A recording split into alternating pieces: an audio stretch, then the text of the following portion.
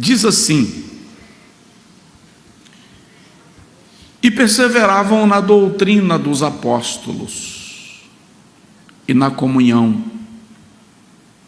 e no partir do pão, e nas orações. E em toda a alma havia temor, e muitas maravilhas e sinais se faziam pelos apóstolos. Todos os que criam estavam juntos e tinham tudo em comum. Vendiam suas propriedades e fazendas e repartiam com todos, segundo cada um tinha necessidade. E perseverando unânimes todos os dias no templo e partindo o pão em casa, comiam juntos com alegria e singeleza de coração, louvando a Deus e caindo na graça de todo o povo. E todos os dias acrescentava o Senhor à igreja aqueles que se haviam de salvar. Diga amém. Amém. Agora diga comigo assim: Senhor, continua falando comigo. Por se tratar de uma escola bíblica, nós vamos conversar.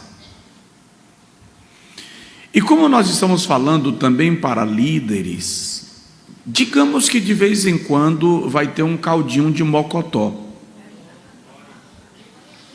uma pitadinha de pimenta para dar sabor e a gente ficar forte.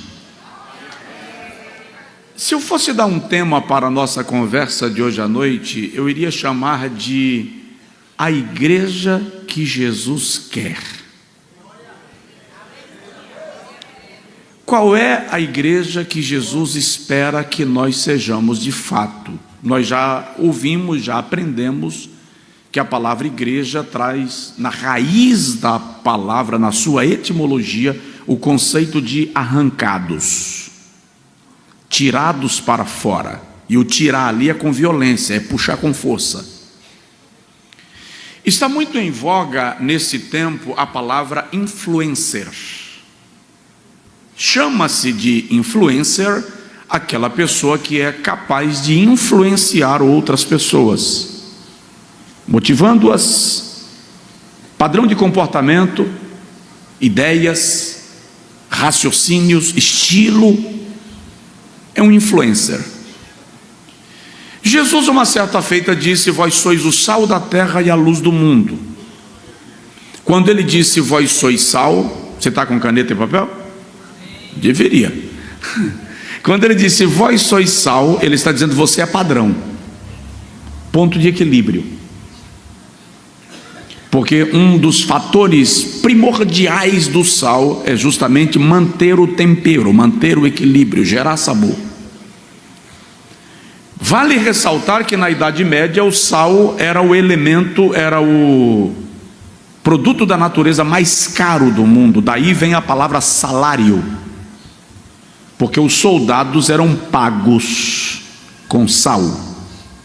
Então Jesus está dizendo você é padrão. Diz para o seu vizinho, você é padrão. Depois Jesus diz assim, vós sois a luz do mundo. Quando ele está dizendo vós sois a luz, se você só vai entender a essência dessa palavra se você já se perdeu em algum lugar que você não conhece absolutamente nada, no escuro, e a única coisa que você viu foi do lado da cerca, no pé do monte, um facho de candeeiro. Aquilo se torna a tua referência. Jesus está dizendo para um mundo em trevas, você é referência. Eles vão se guiar a partir da luz que você resplandece.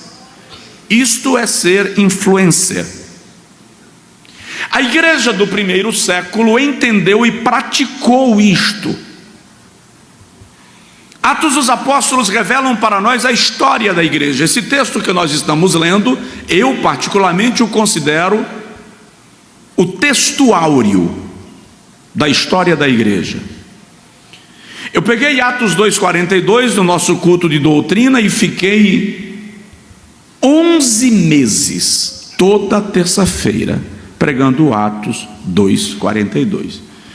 Chegou um ponto que eu parei, porque quando eu lia Atos 2, o povo pensava que eu ia pregar a mesma coisa.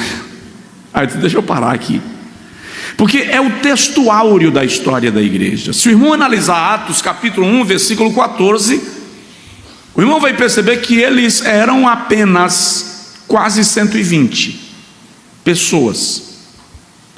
Quando chegamos em Atos 2,41, o número se eleva a quase 3.000. Chegamos em Atos capítulo 4, versículo 4, o número já é de quase 5.000. Quando nós chegamos em Atos capítulo 8, o escritor desiste de falar de números, ele não toca mais em números, e ele só diz assim: grande era a multidão dos que criam. Não dá para contar mais. Atos 2,47 explica: todos os dias o Senhor acrescentava à igreja aqueles que iam sendo salvos.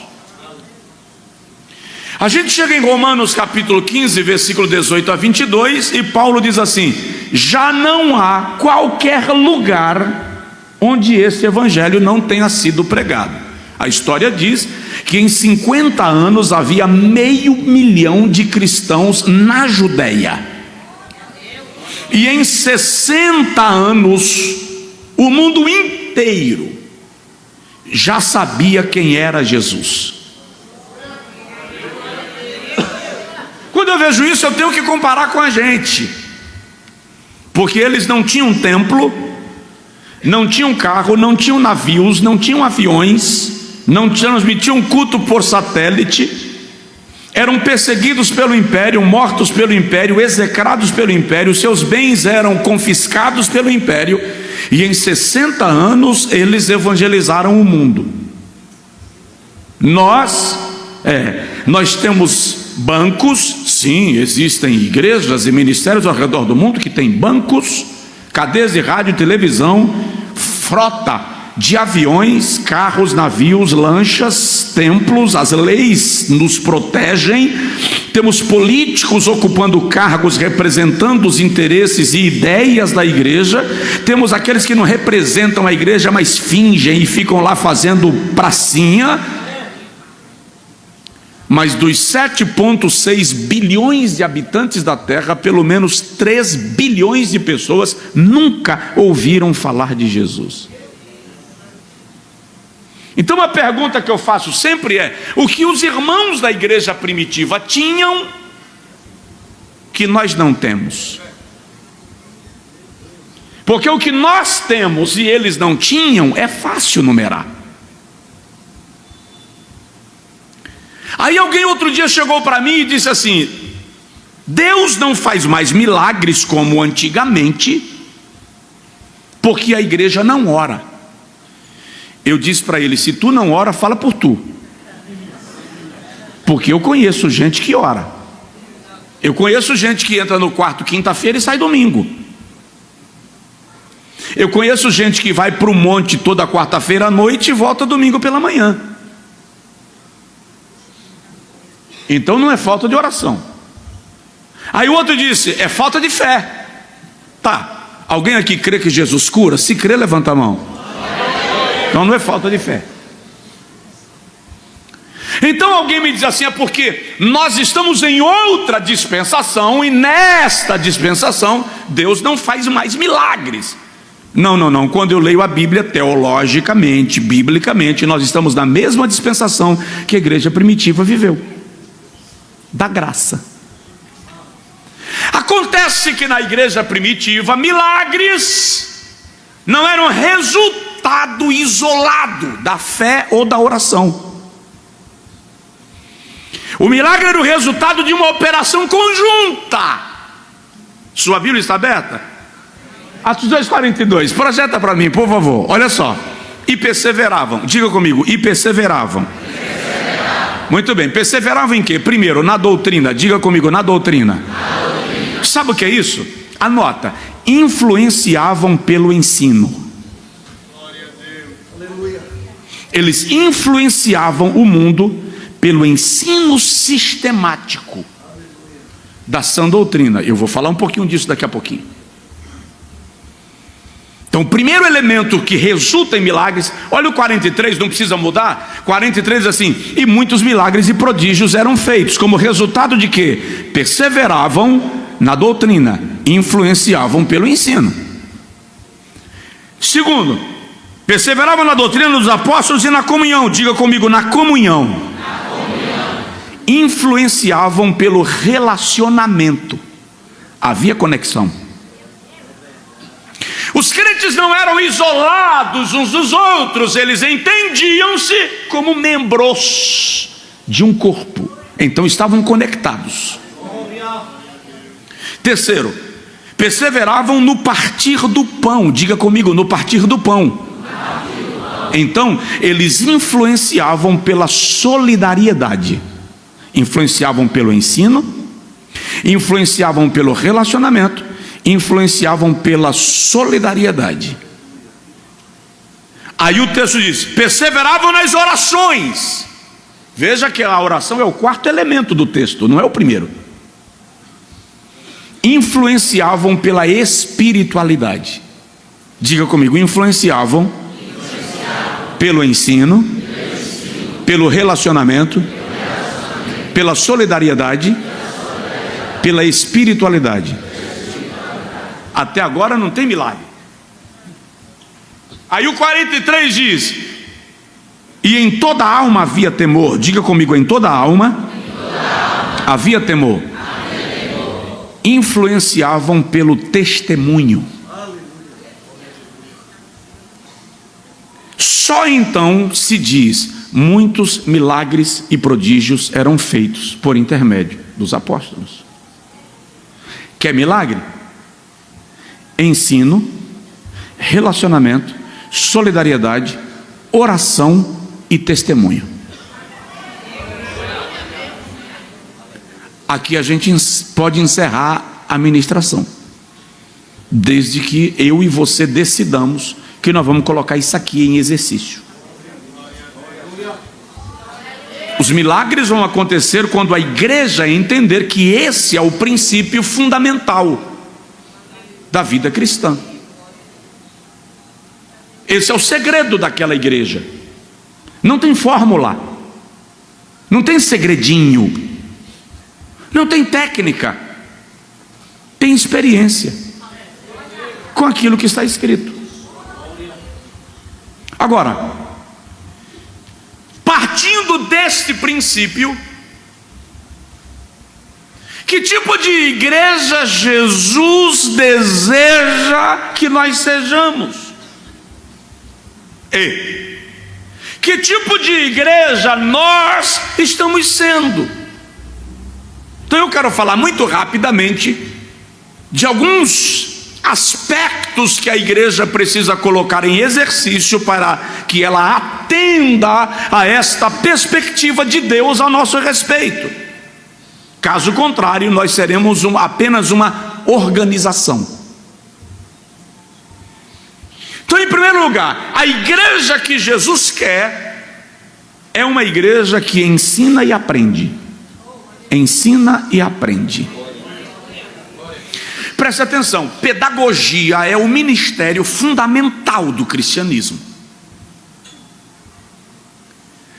Joel capítulo de número 2, versículo de número 21 até o 29. Não temais, alegra-te e regozija-te, ó terra. O texto está dizendo exatamente assim: alegra-te e regozija-te, ó terra. Não temais, animais do campo, porque os pastos reverdecerão,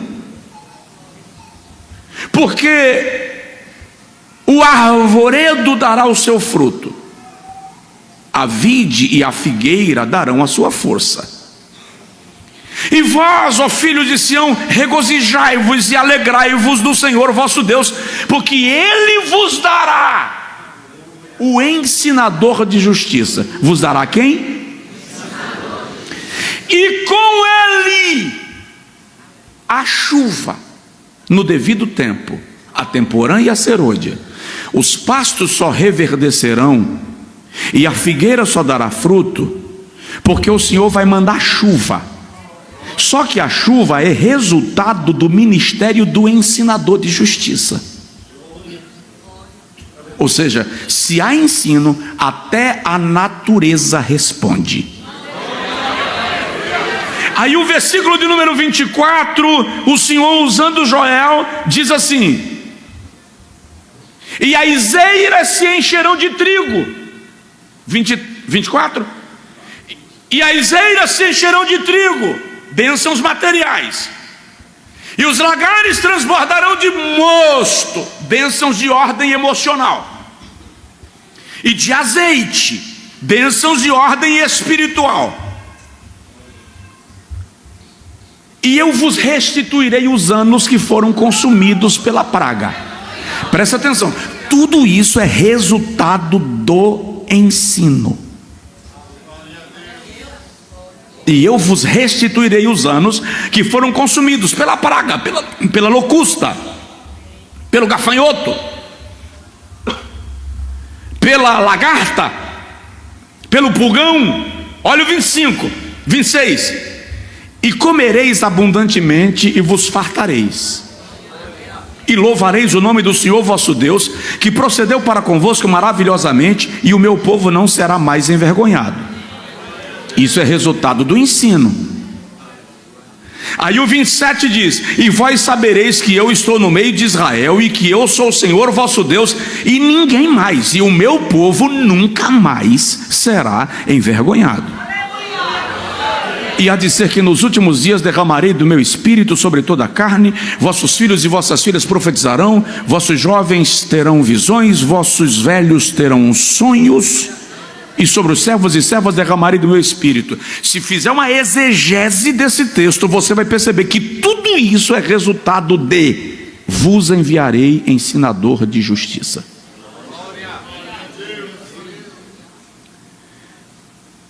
Uma igreja, um pastor que não prima pelo ensino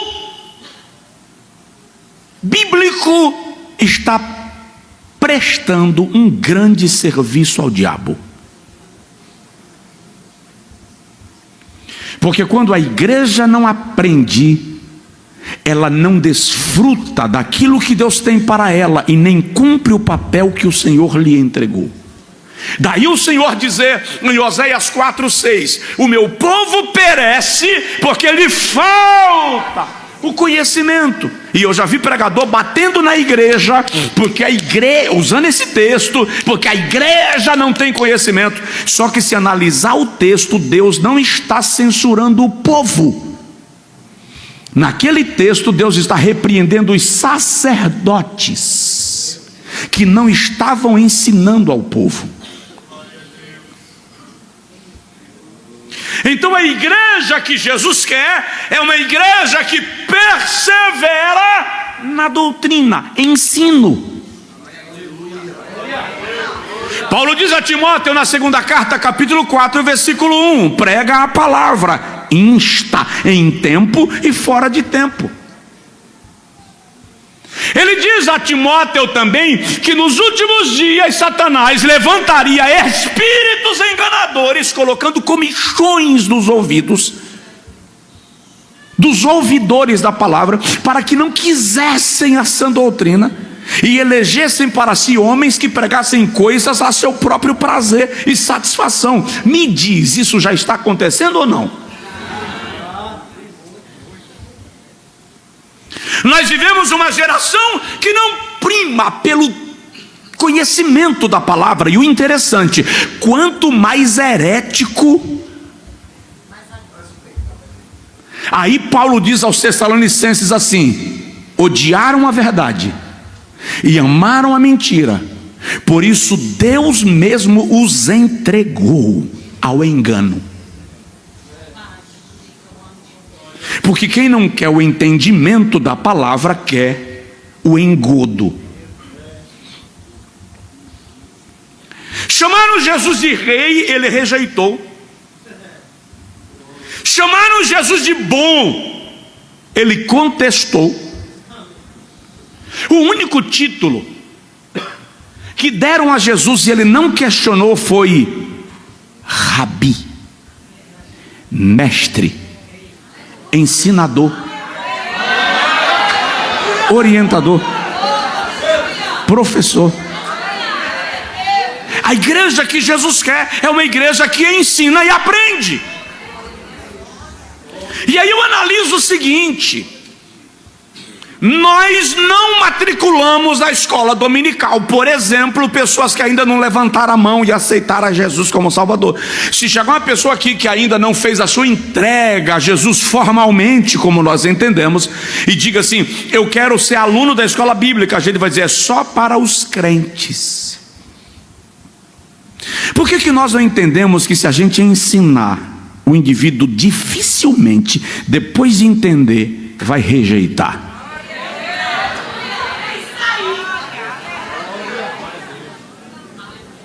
Entende? Então, o que o Senhor espera é que nós sejamos uma igreja que ensina e aprende. Esse é o segredo de uma igreja que vai influenciar o mundo que nós vivemos. Sem falar que nós estamos numa geração que tem informação a todo tempo.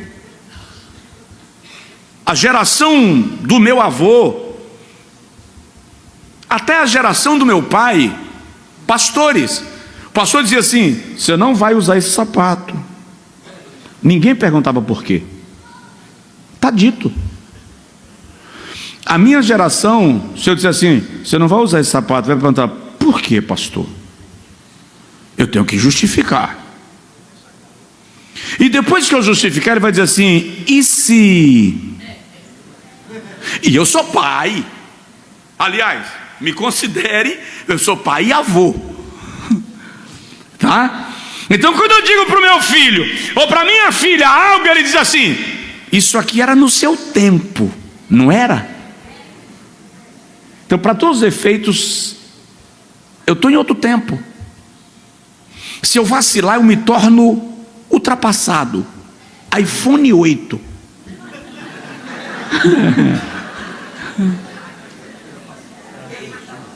Entende? Por isso, ensinar e aprender é o padrão da igreja que vai influenciar o mundo. Provoca seu vizinho e diz para ele aí: ensine e aprenda. Pastor, eu posso trocar? É porque agora talvez eu precise me movimentar. Por favor, reverendo. Mas eu posso fazer se ele incomodar. Segundo lugar, a igreja que Jesus quer é uma igreja que ama.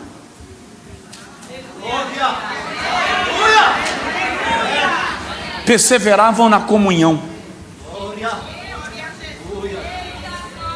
Mas eu vou lhe fazer uma pergunta retórica. O que é amar? E você me dirá: amar é querer bem.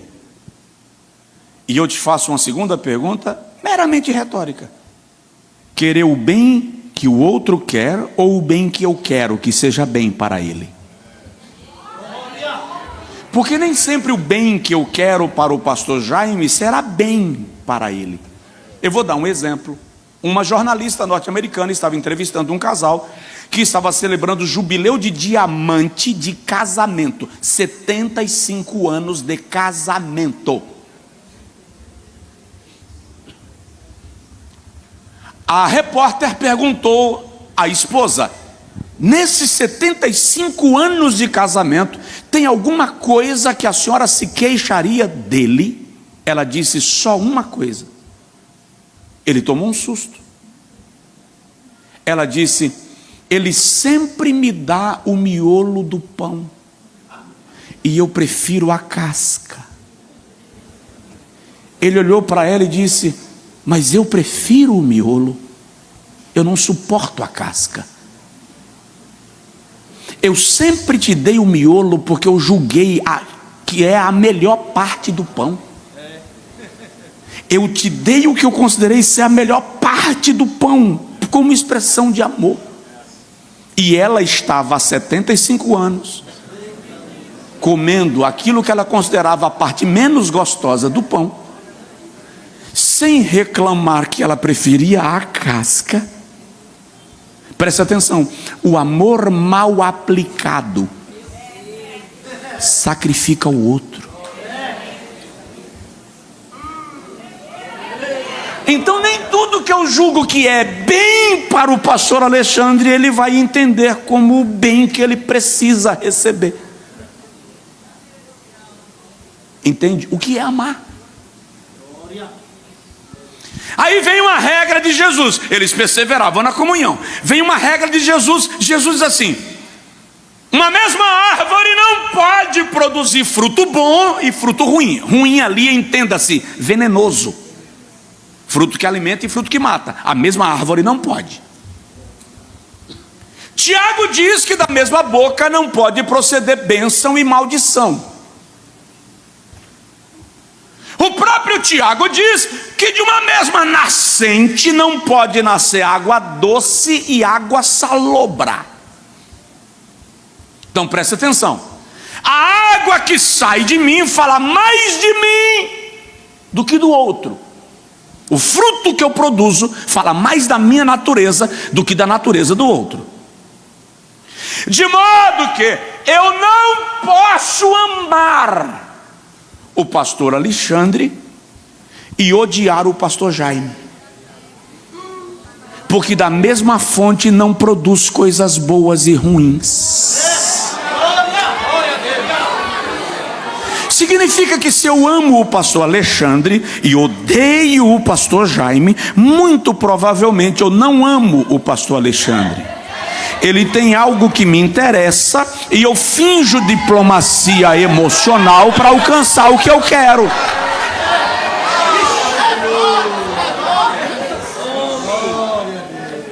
Então, eu não posso dizer que eu amo o irmão Joaquim, mas eu não suporto o irmão Antônio. Porque ou eu amo ou eu odeio.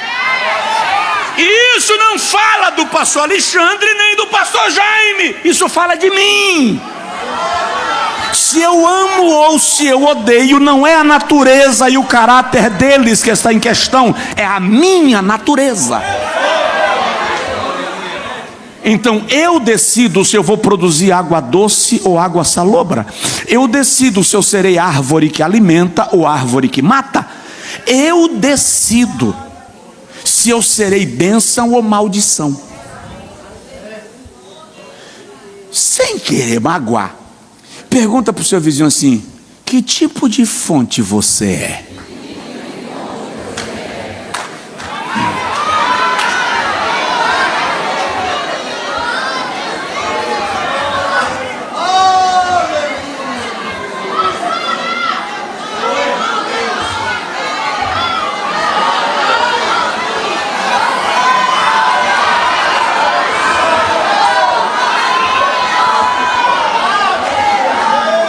Mahatma Gandhi, grande líder político, filosófico, indiano.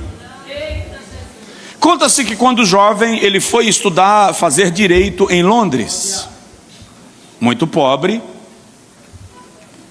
Gandhi chegou em Londres na época do inverno. E numa daquelas noites ele entrou numa igreja por causa do frio. E se assentou num dos bancos da igreja, e como ele não estava muito cheiroso, as pessoas que estavam perto começaram a sair. Quando terminou o culto, o jovem indiano chegou para o pastor da igreja e disse: pastor, eu sou recém-chegado em Londres, eu ainda não tenho acomodação, não tenho dinheiro, estou com fome, estou há 2 dias, 3 dias sem me alimentar. O senhor poderia conseguir para mim a permissão para pelo menos eu passar a noite aqui no templo? Está muito frio lá fora, o inverno na Inglaterra parece o inverno do Nordeste. 20 abaixo de 0, 25, a depender do lugar, 30. O pastor disse: não, ninguém pode dormir na igreja, que não tem aposento. O jovem disse: então, por favor, me deixe dormir do lado de fora, mas debaixo da marquise da igreja. Não, não pode, porque eu terei que fechar os portões. E por favor, vamos retirando, porque o povo já saiu. Pastor, então me consegue uma toalha dessa mesa, para pelo menos eu me enrolar lá fora. A gente sabe que no inverno desse, toalha de mesa não serve para nada, só efeito psicológico, né? Não, não pode, por favor. Pastor, então me consiga um pedaço de pão, algo para eu comer. Não, não tenho, e boa noite, já está tarde. Fechou o portão, foi embora e deixou o jovem indiano na calçada. O jovem Gandhi concluiu seu curso de direito, voltou para a Índia e se tornou um dos líderes políticos mais afamados e influentes do mundo. Perto de morrer, um jornalista estava entrevistando agora o famoso Mahatma Gandhi, um dos maiores difusores do hinduísmo no planeta. E o camarada perguntou a Gandhi: o que você pensa sobre Jesus? Mahatma Gandhi disse: no Cristo de vocês eu creio. Eu não creio é no cristianismo que vocês pregam.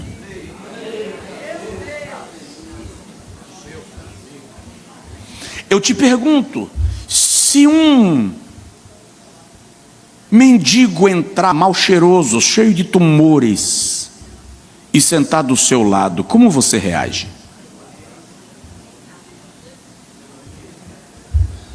Uma mulher da prostituição, com a roupa típica daquilo que ela faz, entrar e sentar aí, como você olha para ela? Eu vou falar de algo menos agressivo. Um casal vem para a igreja trazendo seu filho autista. Seu filho com TOD, Down. E durante o culto a criança se agita. Como você reage?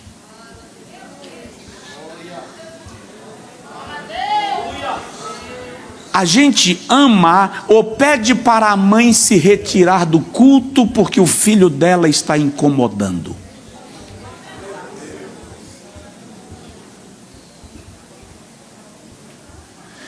Pergunta para o irmão do seu lado assim: você ama?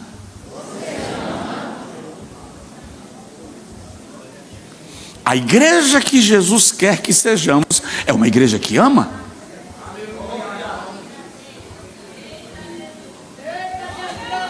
E amar não é exigir que o outro atenda às condições do nosso quadrado.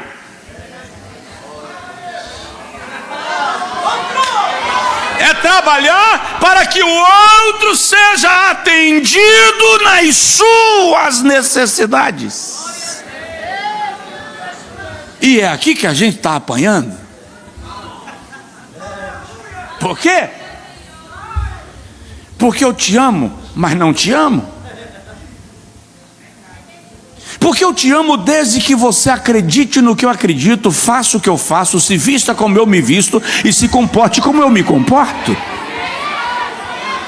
Acontece que Deus não tem uma fábrica de robôs. Ele formou homens e mulheres com características específicas.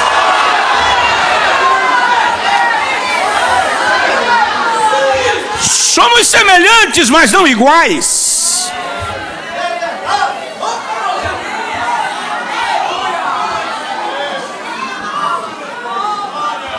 E eu sei que isso choca. Mas tudo isso é só porque Deus é mistério.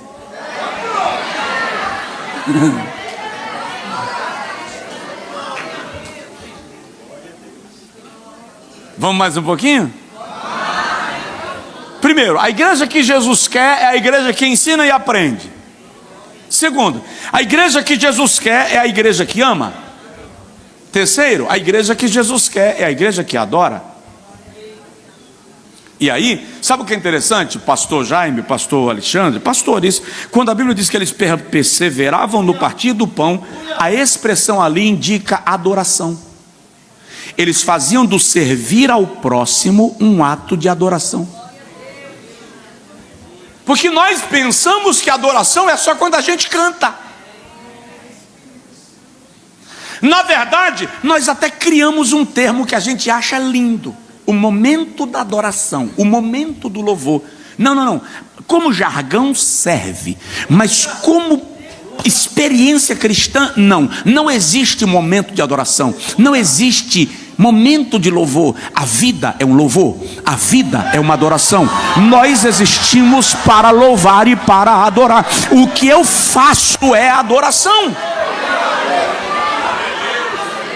Deus não é adorado só quando eu canto, Deus é adorado no piscar dos meus olhos. Ora, eu sou pai e às vezes eu paro na beira da cama do meu filho, da minha filha, e vejo eles apenas respirando, e acho a coisa mais linda dessa vida.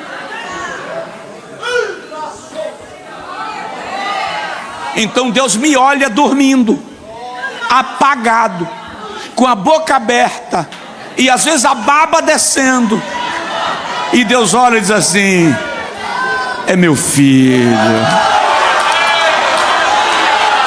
é minha filha. Oh, aleluia, aleluia, aleluia. Então, nós precisamos entender que adoração é estilo de vida.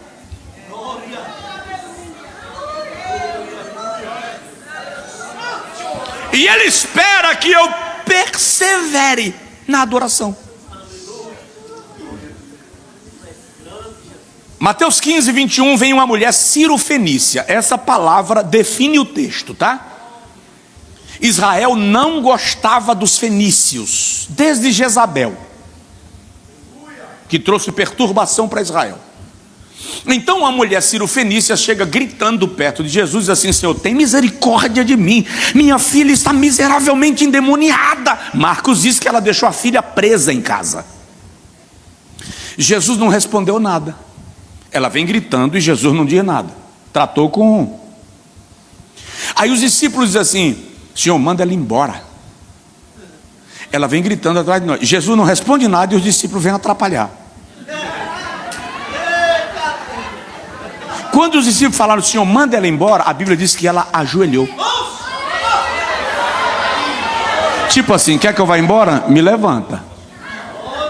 Aí Jesus diz assim: eu não fui enviado senão as ovelhas perdidas da casa de Israel. Presta atenção, Jesus não estava dando esperança para ela, não.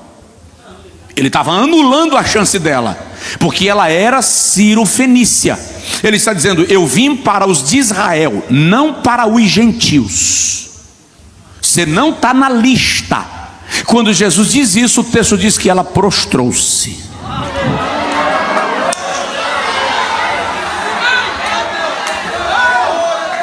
Aí Jesus disse: não é bom pegar o pão dos filhos e jogá-los aos cachorrinhos.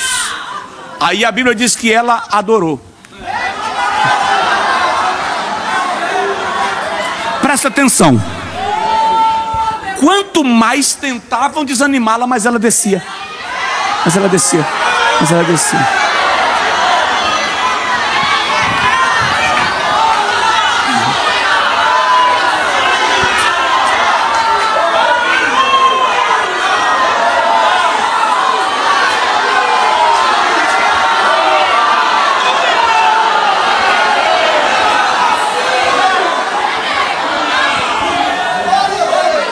Jesus não aguentou. Jesus disse: ó mulher, grande é a tua fé, seja isso feito para contigo como tu desejas. E a Bíblia diz: e desde aquela hora sua filha ficou sã. Duas irmãs mandaram um recado para Jesus em João 11: Lázaro, teu amigo, a quem tu amas, está doente. E é grave. Jesus recebe o recado e diz assim: a doença de Lázaro não é para a morte, é para a glória de Deus. Presta atenção. Se Jesus disse que a doença não é para a morte, o que é que você entende? Que não vai morrer. Eu te pergunto: morreu ou não? Morreu. E agora a decepção com Deus? Se Jesus falou que não ia morrer. E o historiador diz que quando o mensageiro recebeu de Jesus a palavra e voltou para entregar a Marta e Maria, e ele chegou, Lázaro já estava morto. Agora o mensageiro entrou em conflito. Sabe quando o pregador entra em crise existencial? Como é que Jesus falou que não era para a morte e eu cheguei agora, o cara já morreu? Sei não, viu? Estou na dúvida se ele é Messias mesmo. 4 dias depois, Jesus chama os discípulos e assim, vamos para Betânia. Alguém falou, fazer o que lá? Queriam te matar semana passada lá, o senhor vai voltar. Jesus disse, é que Lázaro dormiu. Alguém falou, melhor. Se dormiu, o senhor vai lá fazer o quê? Deixa o bichinho dormir. O senhor vai acordar um irmão? Aí Jesus fala assim, Lázaro morreu. E lá vem Jesus. Eu sempre imagino Jesus como uma pessoa muito serena, ativa, mas serena. Então eu imagino Jesus chegando em Betânia. Quando Jesus vai chegando em Betânia, Marta vem recebê-lo na porta. Aqui no Nordeste, receber na porta é uma forma de dizer bem-vindo. Mas em Israel, ninguém recebia na porta. O camarada chegava na porta da casa e gritava assim, Shalom! Shalom! E o de dentro de casa, se queria receber a visita, respondia de lá, Shalom! Shalom! E o cara entrava, não vinha para a porta. Quando vem receber na porta, é uma forma de dizer, você não é mais necessário. Foi esse recado que Marta deu para Jesus. Já morreu, você está vindo fazer o que agora? É tanto que ela diz assim, se tu estivesses aqui, meu irmão não teria morrido. Ela está dizendo mais ou menos assim, a filha de Jairo, o senhor chegou em tempo. O filho da viúva de Naim, o senhor foi lá e resolveu. Lá na casa do miserável e do Zaqueu, o senhor até dormiu. Mas Lázaro, né, amigo? Né, Jesus? Amigo, né? Deixa para depois. Aí Jesus falou assim, Marta, teu irmão vai ressuscitar. Ela disse, eu sei, na ressurreição do último dia. Irmão, você já tentou consolar uma pessoa que perdeu um ente querido? Você diz assim, meu irmão, calma, a gente vai se ver na glória. É quase uma ofensa. A pessoa diz assim, na glória, irmão? Eu queria agora. É o que Marta está dizendo, na ressurreição do último dia. Jesus viu que não dava para conversar com Marta. Sabe por que não dava para conversar com Marta? Porque enquanto Jesus falava, Marta estava ocupada demais para ouvir. Mas Maria sentava. Aí Jesus diz assim, vai e chama Maria. Porque quem adora reage diferente. Alguém chegou no ouvido de Maria e disse, o mestre está aí, te chama. Maria levanta e vem. Sabe o que é interessante? Maria disse a Jesus a mesma coisa que Marta disse. Se tu estivesses aqui, meu irmão não teria morrido. Só que a Bíblia diz assim, Maria prostrou-se. Depois que ela prostra, ela diz assim, Senhor. Tipo, Lázaro morreu, mas o que eu penso a teu respeito não muda.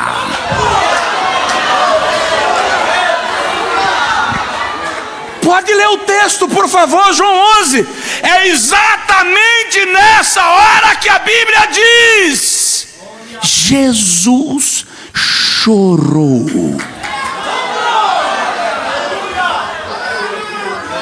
Marta alcançou, Maria alcançou. Aí Jesus diz, me dize onde pusestes.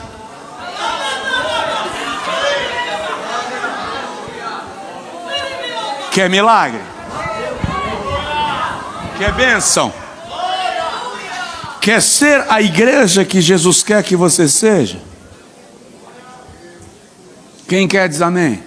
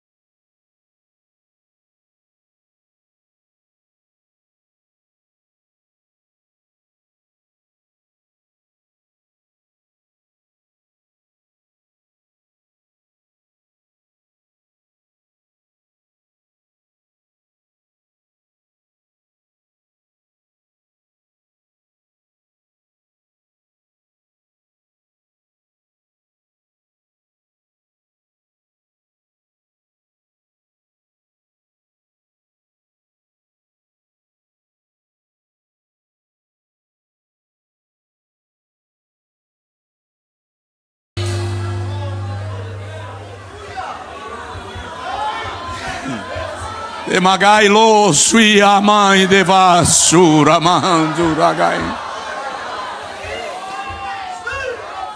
A igreja que Jesus quer, adora. Quarto, eu não vou demorar, eu prometo. Tá tudo bem? Pode mais um pouquinho? A igreja que Jesus quer é generosa. É uma igreja que se dá. O pastor Jaime citou uma experiência que ele teve lá em Cúcuta, que eu tive também na Colômbia, só que numa província chamada, ou estado chamado Antioquia. Eu estava pregando e na medida que eu pregava, de vez em quando um irmão partia de lá, era um auditório um pouco maior que esse, o irmão partia de lá e dava um tapa no púlpito e deixava dinheiro. Quando eu terminei de pregar, não tinha mais lugar para eu pisar. Eu estagnei no púlpito, porque se eu andasse, eu ia sair pisando no dinheiro. E na hora que eu terminei de pregar, eu saí assim.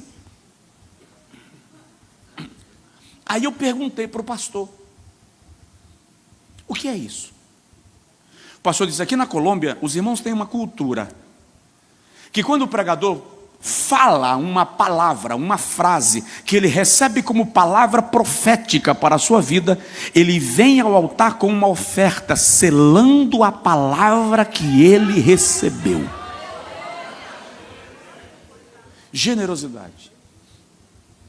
A Bíblia Sagrada diz que a alma generosa prosperará. O texto sagrado diz que eles vendiam os seus bens e traziam aos pés dos apóstolos para que fosse distribuído entre os necessitados, a fim de que ninguém tivesse necessidade de nada. Alguém chegou para mim um dia desses e fez assim: a igreja primitiva não pregava dízimo. Eu disse: não precisava. Você vai pregar dízimo para quem chega e traz tudo? Trazia tudo. O texto sagrado diz que essa generosidade era tão real que não havia entre eles necessitado algum.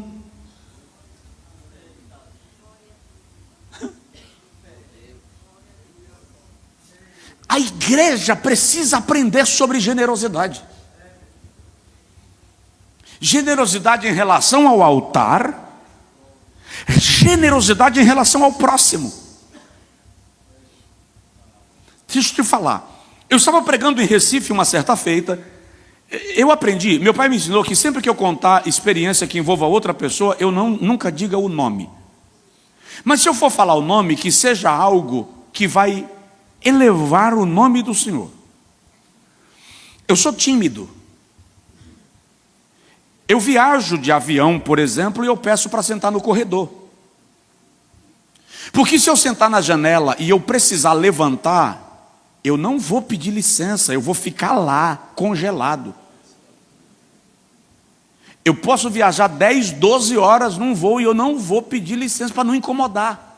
Eu vou dizer boa noite ou bom dia quando eu sento e acabou. Se a pessoa não puxar a conversa, não sai, trava. Não é pose, charme não, é que não sai mesmo, é timidez. Isso não é bonitinho não, isso é chato.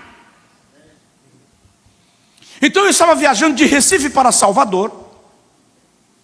E quando o avião pousou em Salvador, eu estava na parte de trás do avião e eu vi quando ficou em pé lá na frente um pastor que eu sempre o admirei. Ele é das antigas, mora nos Estados Unidos há mais de 40 anos, é pernambucano.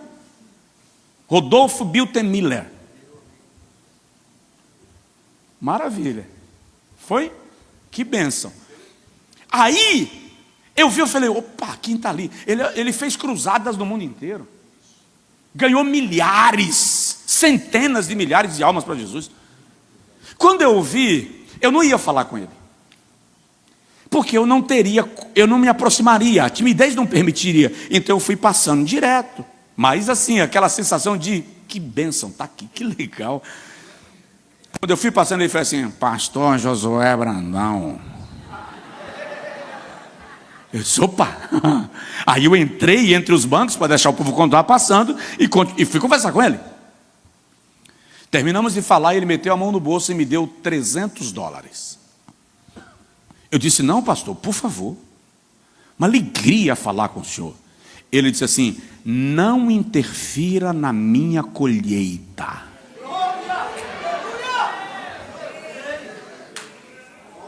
E me ensinou. Ajuda você dá para quem precisa. Honra você faz para quem você reconhece.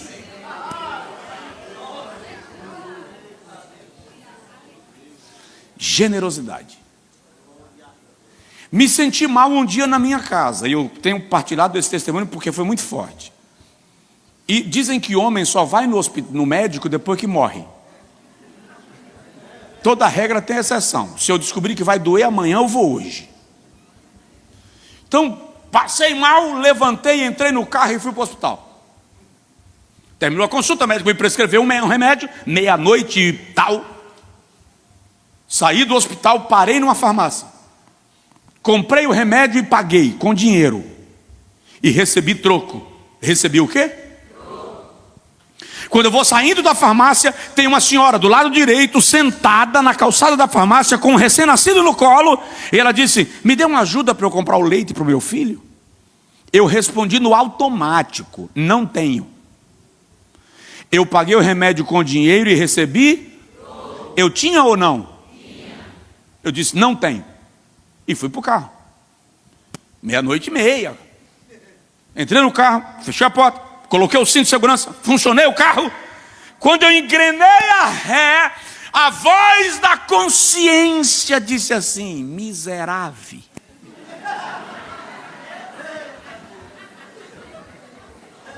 Você tem e disse que não tinha.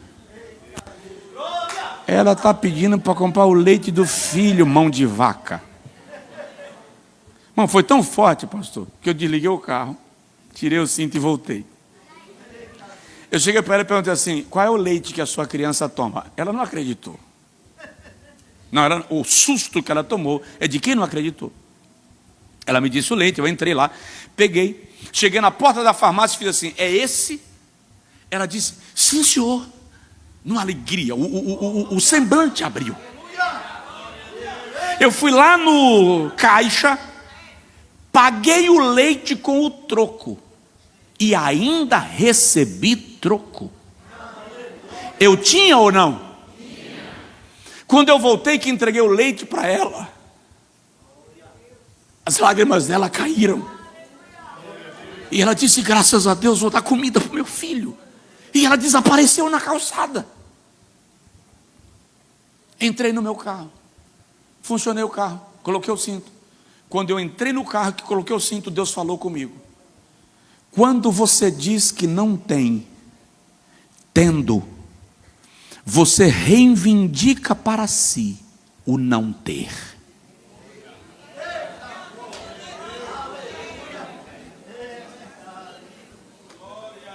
Quando você diz que não tem, tendo, você reivindica para si o não ter.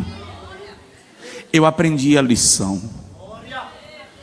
Jesus espera que nós sejamos uma igreja que ensina e aprende, uma igreja que ama, uma igreja que adora, uma igreja generosa. Provoque seu vizinho, eu já vou encerrar, e pergunta para ele assim: você é generoso?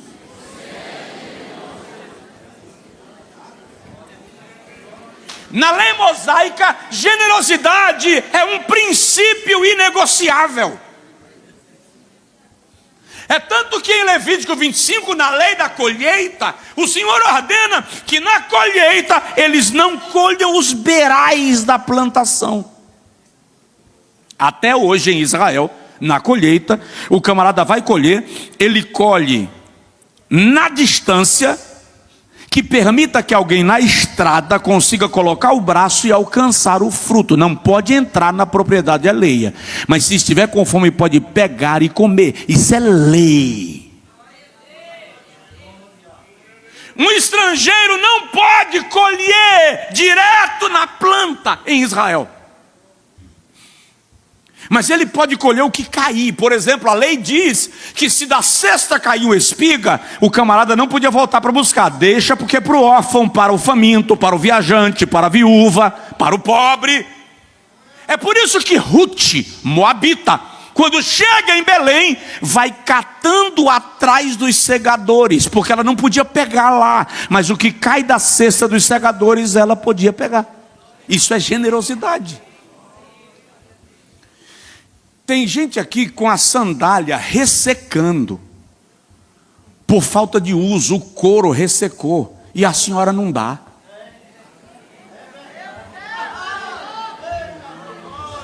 Aquele vestido não entra mais, não foi porque a senhora engordou, conversa fiada, é o tecido que encolheu. E a senhora guarda lá, quando tem alguém pedindo a Deus exatamente a provisão de um vestido. Ei, seja a resposta da oração de alguém.